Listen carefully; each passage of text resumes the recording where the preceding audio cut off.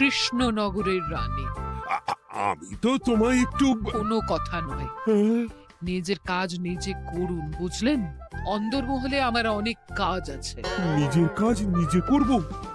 আমি তোমার স্বামী, আমি তোমার কাছে এইটুকু আবদার করতে পারি না? হ্যাঁ,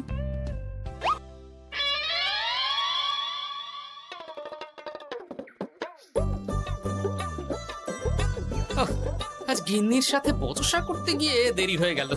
মহারাজ আবার আমার দেরি দেখে রেগে না যান।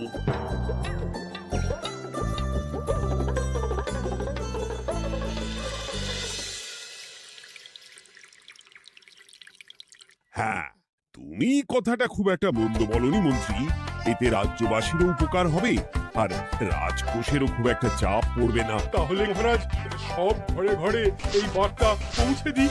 কি এত বড় সাহস তোমার? আমার মুখে মুখে কথা বলছো? যাও, বেরিয়ে যাও বলছি আমার চোখের সামনে থেকে। তোমায় আর দেখতে চাই না। আমি আবার কি বললাম মহারাজ? কি বললে মানে?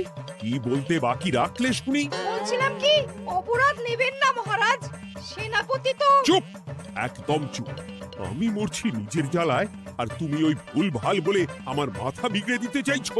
মহারাজ রেগে আগুন, এই ছিলেন ঠান্ডা, এই তো মুখে হাসি ছিল, এখন হাতে ডান্ডা। কি বললে কবি? তুমি আমায় অপমান করলে? যাও, এক্ষুনি তোমরা সবাই দূর হয়ে যাও আমার সামনে থেকে। কাউকে চাই না আমি।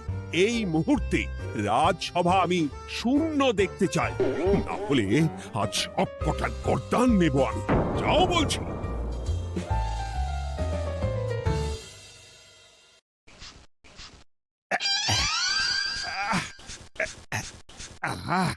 একটু শান্তি হলো। ভেবেছিলাম রাজসভায় করব তাই রে নাই রে, রাজা দিলেন ঘাড় ধাক্কা, এখন সবাই বাইরে। এ তো তোমার জন্য, তুমি তো বেমক্কা একটা এমন কবিতা বললে। আহ, কেন এইভাবে চড়ছেন মন্ত্রী মশাই? দোষ তো আপনারও। আপনি তো কি একটা বলে রাজা মশাইয়ের মাথা গরম করে দিলেন। আমি আবার কি বলেছি? আরে মহারাজ তো সেনাপতির ওপর রেগে গেলেন। আরে বাবা, আমি আবার কি করলাম? পণ্ডিত মশাই কি সব বলে দিলেন, তখনই তো মহারাজ। এই আমার নামে একটা অসাধু বাক্য বললেই আমি কিন্তু। এ কি কাণ্ড! কৃষ্ণনগর রাজসভার সভারত্নরা বাইরে বের হয়ে কি মহা হট্টগোল শুরু করলেন। মহারাজ সবাইকে একসাথে ঘাড় ধাক্কা দিয়েছে। ওরে বাবা, এতগুলো ঘাড়ে রাজামশাই একসাথে ধাক্কা দিলেন কিভাবে? আচ্ছা, দোষটা কে করলো? দোষ করেছে ও, দোষ করেছে ও। দোষ করেছে ও। দোষ করেছে ও। এবারেও কেউ একমত হতে পারলেন না কে দোষ করেছে। আচ্ছা বেশ, কি হয়েছে কেউ একটা খুলে বলুন দেখি। আমি বলছি, মহারাজ বেশ খোশ মেজাজি ছিলেন, কিন্তু হঠাৎ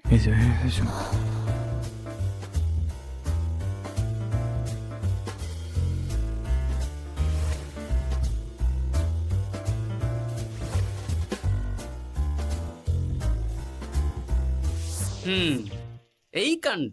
এ তো ভারী অদ্ভুত রোগ মনে হচ্ছে। মহারাজের আচমকা মাথায় রক্ত চড়ে গেল নাকি? হ্যাঁ, মহারাজ আপনাদের রাজসভায় ডেকেছেন। ওরে বাবা না, যাব না গো আমি, আমার কাছে আমার প্রাণ সবচেয়ে দামি। আমিও যাব না, নির্ঘাত মহারাজ গর্দান নিতেই ডাকছেন। আমিও যাব না গোপাল, আমারও প্রাণের বড় মায়া। আচ্ছা, এটা কি কোনো কথা হলো? হ্যাঁ, প্রাণের মায়া কার নেই বলুন তো? আর মহারাজ যে গর্দান নিতেই ডাকছেন তার কি কোনো মানে আছে? অন্য কারণও তো হতে পারে। তুমি কি করে বুঝলে? হ্যাঁ, বুঝতে পারিনি, তবে আন্দাজ করেছি। তোমাদের কথাতেই শুনলাম মহারাজ খোশ মেজাজেই ছিলেন, সহসা রেগে গেছেন। আবার যে সহসা খোশ মেজাজেই ফেরেননি, তাই কি বলা যায়? এটা তুমি বলনি তো মন্দ। চলো সবে ফিরিয়ে আনি রাজসভার ছন্দ। আরে গোপাল, এসো এসো এসো। তা এত দেরি করলে কেন? বাকিরা কোথায়? তারা আসছেন মহারাজ। আপনি তাদের ডেকেছেন, তাদের ঘাড়ে কটা মাথা যে তারা আসবেন না। কিন্তু মহারাজ, আমি অন্য কথা ভাবছি। কি কথা গোপাল? আপনি নাকি সভায় আজ হঠাৎ সবার উপরে রেগে গিয়ে তাদের সভা থেকে বের করে দিয়েছেন মহারাজ। এ কি সত্যি মহারাজ? আরে না না গোপাল, মোটেও না। বলতে পারো আমি সবার সাথে একযোগে একটা রসিকতা করছিলাম। আমি দেখছিলাম সবাই আমার রসিকতা কেমন বুঝতে পারে। তাই নাকি? আসলে তুমি ছিলে না বলেই এরা কেউ আমার রসিকতা ধরতে পারেনি। এ কি সত্যি মহারাজ? আপনি সত্যি আমাদের উপর কোনো রাগ করেননি? হুম, এ কি, এই সব কিছুই আপনার রসিকতা ছিল? ও মা, তাই নাকি মহারাজ? এই যে আপনি শুনিয়ে দিলেন কথা কড়া কড়া, সবকিছুই ছিল আসলে নিছক মজা করা। আহ, আবার যত সব বাজে বকছো তোমরা। এত কথা কেন? তোমরা কেউ আসলে মহারাজ কৃষ্ণচন্দ্রের রাজসভার যোগ্য নও। যাও যাও, দূর হয়ে যাও। কিন্তু মহারাজ, এই যে আপনি বললেন। আহ, তুমি সবার আগে যাও তো। তুমি হলে সব নষ্টের গোড়া। যাও বলছি, আমার আর ভালো লাগছে না। যাও। জপ বাবা।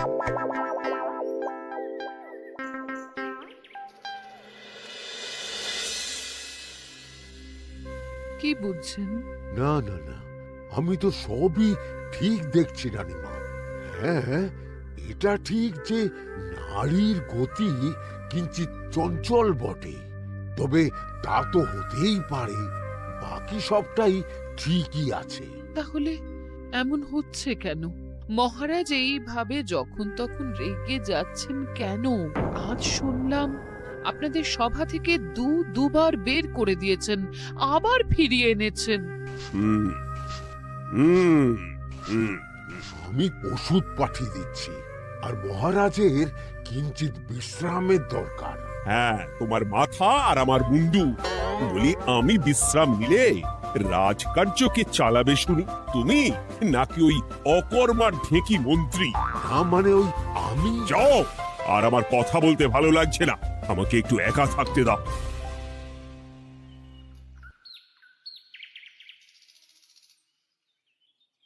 ব্যাপারটা কি বুঝলে গোপাল?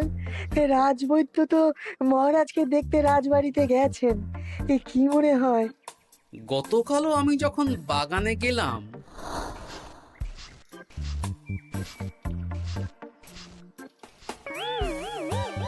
গোপাল, তোমার কি মনে হয় মহারাজকে কোন রোগে ধরেছে?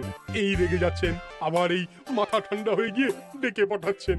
আমি বলি কি গোপাল, তখন সবার সামনে বলিনি বটে, তবে এখন তোমার সামনে স্বীকার করতে বাধা নেই। কি কথা বিজ্ঞানী? মহারাজের এই রাগের কারণ হয়তো আমি। আমার মনে হয় আমার দোষেই উনি এরকম বারবার রেগে যাচ্ছেন। কেন? আসলে মহারাজ আমাকে একটা মাথা যন্ত্রণা সারার ওষুধ আবিষ্কারের দায়িত্ব দিয়েছিলেন, তো আমি অনেক চেষ্টা করেও সেই ওষুধটা আবিষ্কার করতে পারিনি। যেটা আবিষ্কার করেছি তাতে সেরকম কাজ হচ্ছে না। আমার মনে হয় ওনার মাথা ব্যথা থেকে এরকম হচ্ছে। সে যাই হোক, তুমি কিছু একটা করো গোপাল। মহারাজের অসুখ কিভাবে সারানো যাবে সেটা নিয়ে কিছু একটা ভাবো। ভাবতে তো হবেই। আজ সন্ধেবেলায় তুমি তোমার বাড়িতে বাকি সভাসদদের ডেকে আনো, আমি সমাধান সঙ্গে নিয়ে সময় মতো চলে আসবো। আচ্ছা বেশ, তাই হবে। আমি এখনই বাকিদের খবর দিয়ে দিচ্ছি। আর বিজ্ঞানী, একটু এদিকে এসো তো, একটা কথা আছে।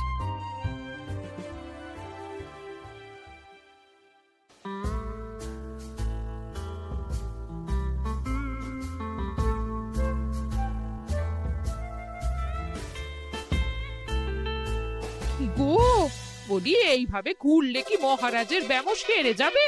তা সারবে না। তার চেয়ে এক কাজ করি, কিছুটা আলু আর ছোলা সেদ্ধ করেছি, তার সাথে নুন, লঙ্কার গুঁড়ো আর লেবু দিয়ে মেখে আলু কাবলি বানিয়ে দিই, কি বলো? হ্যাঁ, দাও দাও দাও, মন্দ হয় না। মহারাজের মন উচ্চাটন, তার কি কারণ? মাঝে মাঝে আসছেন আর মহারাজ রেগে আগুন হয়ে যাচ্ছেন, আবার যেই সে ব্যামো ঠিক হয়ে যাচ্ছে মহারাজ সেই আগের মতন।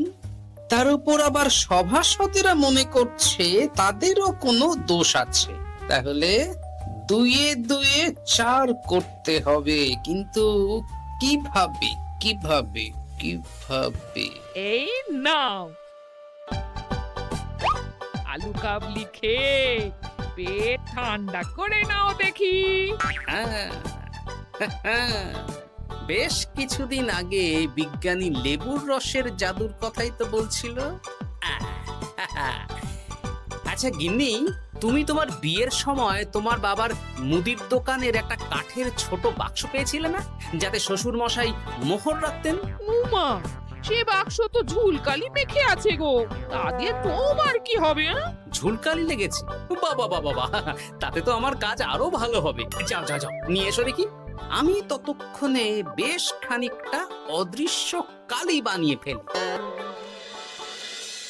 না না, আমি তো বলছি মহারাজের কোনো রোগ নেই, সামান্য উদ্বেগ ছাড়া আর কোনো সমস্যাই নেই মহারাজের। তাহলে মহারাজ আমাদের এই তুর্কি নাচন কেন নাচাচ্ছেন শুনি, মস্করা করে? তাই তো উত্তর জানা চাই তো। আর এই যে এত জরুরি তলব পাঠিয়ে গোপাল আমাদের ডেকে পাঠালো, তার তো টিকিরও দেখা নেই। গোপাল কি করবে শুনি? যে রোগ আদপেই নেই সেই রোগ কিনা ওই গোপাল ছাড়াবে? আমার তো বিশ্বাসই হয় না। বিশ্বাসে মিলায় বস্তু, তর্কে বহু দূর, তাই না মন্ত্রী মশাই? পেলে গোপাল, মহারাজের রোগ সারাবার কোনো উপায় পেলে? আচ্ছা গোপাল, রাজবৈদ্য বলেছেন মহারাজের কোনোই অসুখ নেই, তা তুমি কি সারাবে শুনি? হ্যাঁ, রোগ হয়তো রাজবৈদ্য মশাই ধরতে পারেননি, কিন্তু কিছু তো আছেই যার জন্য মহারাজ এমন আচরণ করছেন, তাই না?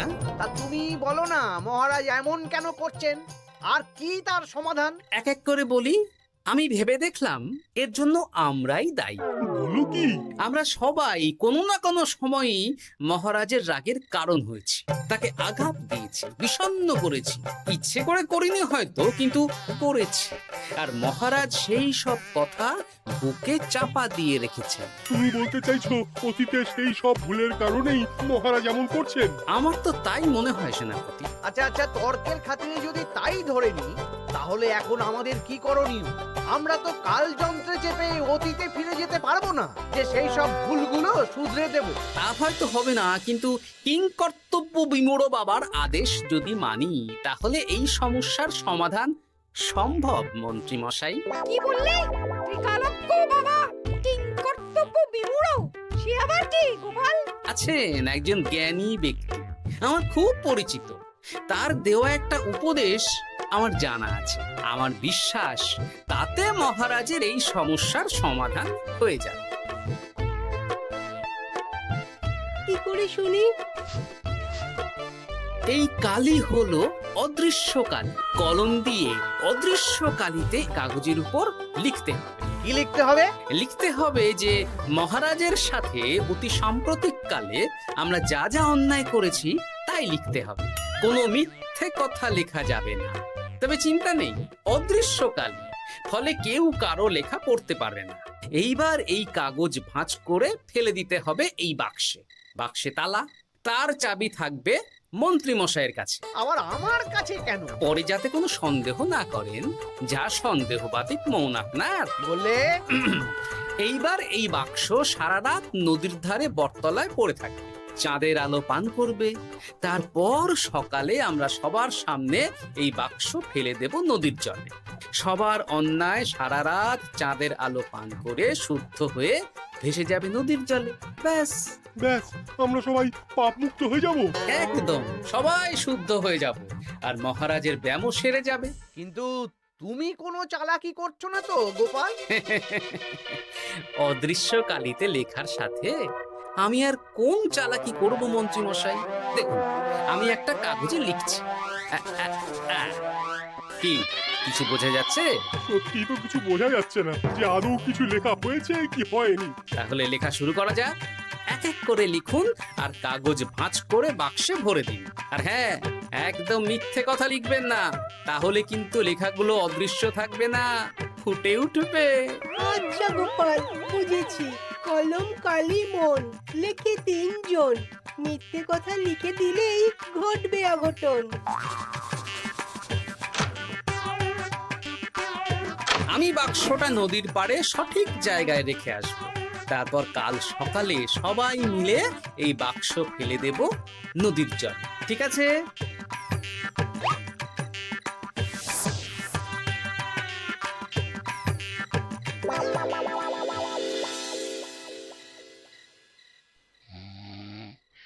কথায় আছে, মনে যা আসে বলে যাও, ভুলেও লিখো না, তাহলেই বিপদে পড়বে।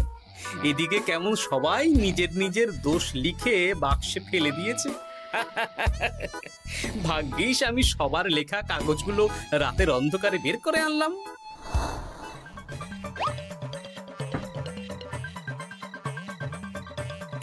এইবার এই কাগজগুলো ঢুকিয়ে দিলেই কেল্লা ফতে। এখন সবার পাপের স্বীকারোক্তি আমার হাতের মুঠোয়।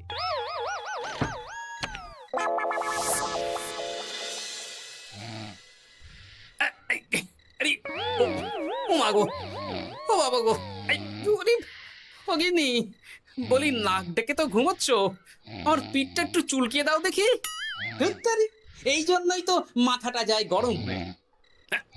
আরে, এই সহজ ব্যাপারটাই তো আমি বুঝতে পারিনি। মহারাজের অসুখটা হলে এই। যাক, এই রাতের বেলাতেই একসাথে একটা ঢিল পেয়ে গেছি। এক ঢিলে মারবো 2 পাখি। রাজার অসুখও সারবে, আবার সব কটা পাজি শায়েস্তাও হবে।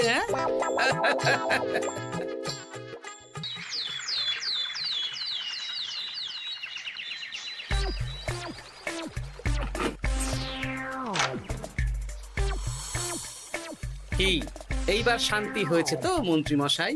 যেমন অদৃশ্য লেখা ছিল সেরকমই আছে তো? কিন্তু এতে কি মহারাজের রোগ সেরে যাবে? যাবে না মানে? মনে করুন সেরে গেছে।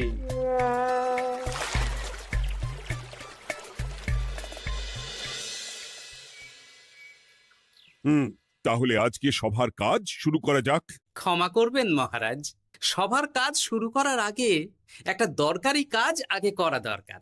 না হলে আবার কখন আপনি আমাদের কারো উপর রেগে যাবেন আর আমাদের সভা থেকে তাড়িয়ে দেবেন, তার তো ঠিক নেই, তাই না? গোপাল, আর বিরক্ত করো না। আমার এত সাহস নেই মহারাজ যে আমি আপনাকে বিরক্ত করব। আমি তো জানি নিজের পিঠ যখন নিজে চুলকোনো যায় না, আর কেউ থাকে না সেই পিঠ চুলকিয়ে দেবার মতো, তখন কিরকম বিরক্তি জেগে ওঠে, তাই না মহারাজ? এ কি গোপাল, তুমি এত কিছু কি করে জানো? জানাই তো আমার কাজ মহারাজ। আর এও জানি যে আপনার এই বিরক্তির পেছনে সভাসদগণের ভূমিকা ঠিক কি। তার মধ্যে তুমিও আছো গোপাল, তাই না? আছি, পুরো মাত্রায় আছি মহারাজ। তবে হ্যাঁ, আমি কিন্তু তাই বলে রাজকোষের হিসেবে গোলমাল করে মহারাজের কোপের কারণ হইনি মন্ত্রী মশাই। এটা কি গোপাল আন্দাজে বলছে? না হলে কাল অদৃশ্য কালিতে আমি কি লিখেছি সেটা জানলো কি করে? আমি যা লিখেছি সেটাও কি গোপাল পড়ে ফেলেছে নাকি? যাকে পড়লেই বাকি, সব লেখা তো ওই নদীর জলে ভেসে গেছে। আমি যে লিখেছি তার প্রমাণ কি? তবে আর চিন্তা নেই মহারাজ, সমস্যার সমাধান হয়ে গেছে। এখন থেকে আপনি যতক্ষণ রাজসভায় থাকবেন, প্রথমে মন্ত্রী মশাই, তারপর পণ্ডিত মশাই, আর তারপর রাজবৈদ্য পালা করে আপনার পিঠ চুলকে দেবে। কেন আমি কেন চুলকে দেবো? না দিলে যে আপনার কপালে অনেক বড় শাস্তি ঝুলছে মন্ত্রী মশাই। রাজকোষে যে জালিয়াতি আপনি করেছেন তার স্বীকারোক্তি আমি হাজির করব যে মহারাজের সামনে।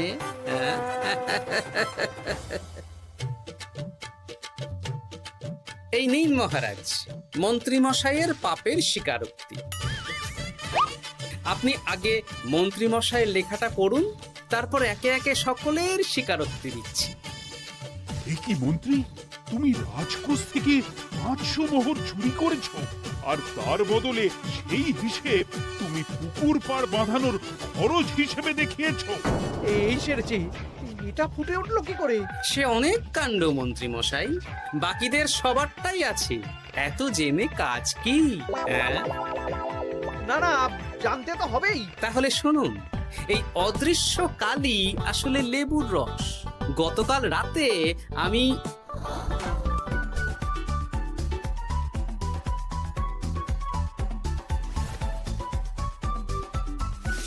এবার লেবুর রসে অদৃশ্য লেখা কেন বা কিভাবে ফুটে উঠলো সেটা বিজ্ঞানী বোঝাবে। লেবুর রসে লেখা আগুনের তাপে ধরলে ফুটে ওঠে, কারণ লেবুর রসে থাকা অম্ল কাগজের সাথে থাকা শ্বেতসারের সাথে বিক্রিয়া করে এবং তাপ পেলে সেই বিক্রিয়া দ্রুত হয়ে কাগজের শ্বেতসার রাসায়নিকভাবে পরিবর্তিত হয়ে গাঢ় রং ধারণ করে। অনেক দিন আগে বিজ্ঞানীর কাছে ব্যাপারটা জেনেছিলাম, আজ কাজে করে দেখালাম। এবার মন্ত্রী মশাই দেখুন, মহারাজের সেবা করা ভালো না তার বদলে চাবুক খাওয়া ভালো।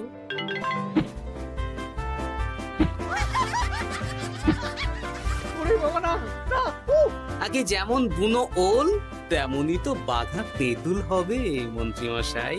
যা, রাজা মশাইয়ের মেজাজ আবার বিগড়ে যাওয়ার আগেই কাজ শুরু করে দিন ও বাকিদেরকে সেবা করার সুযোগ করে দিন। আজ থেকে ভুল হলে শুধরে নেব ভুলকে। মন্ত্রীমশাই মহারাজের পিঠ দেবে চুলকে।